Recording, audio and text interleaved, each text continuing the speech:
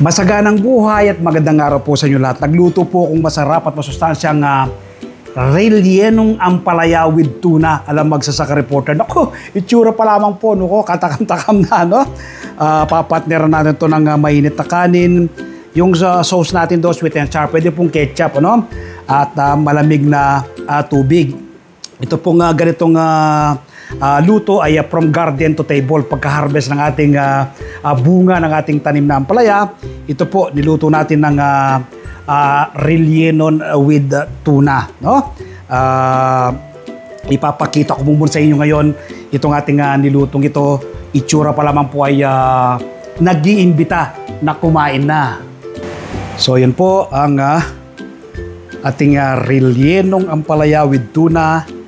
Alam magsasaka reporter. Patera ito isawsawan. Pwede pong ketchup. Ito po sweet and sour po ito. Tapos mainit na kanin. At malamig na tubig. So ito po yung ating recipe ngayong araw na ito. Rellenong ampalaya with tuna. Alam magsasakang reporter. Tikman natin ngayon to kung gaano kasarap, no? Kuha tayo ng ating bagong luto na rellenong ampalaya. Atiin natin. Up ko lang po yung ating ampalaya. Pwede pong sausaw ng ganyan. Grabe.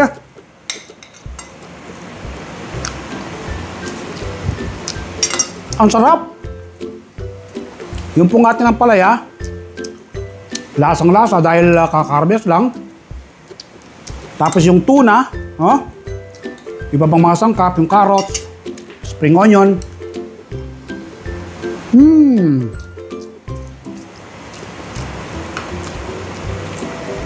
Panalo. Magluto rin po kayo nito, no? At magtanim din po kayo ng ampalaya. In 2 months, makaka-harvest ka na ng bunga.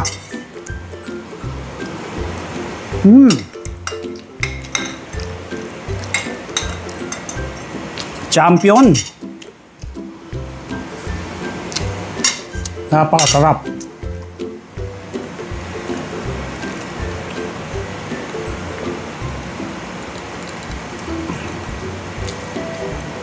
Malamig na tubig, mainit na kanin. Bagong harvest ng ampalaya, masarap na, masustansya pa. Ako po'y napakarami na ng tanim ng iba't ibang uri ng gulay at prutas. Pero patuloy pa po akong nagtatanim.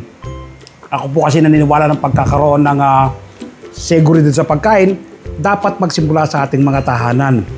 Food security starts at home. Milyon-milyon ngayon ang nagugutom. Maraming kabataan ang dumaranas ng malnutrisyon. Ito po ang aking nakikitang solusyon, ang pagtatanim ng ating sariling pagkain. Invite ko po kayo this coming Sunday. Panoorin po nyo yung aming TV show, Masaganang Buhay. Alas 7 hanggang alas 8 ng umaga sa 1PH, Signal TV, Channel 1 ng TV5 na papanood po sa RPA TV, YouTube at Facebook.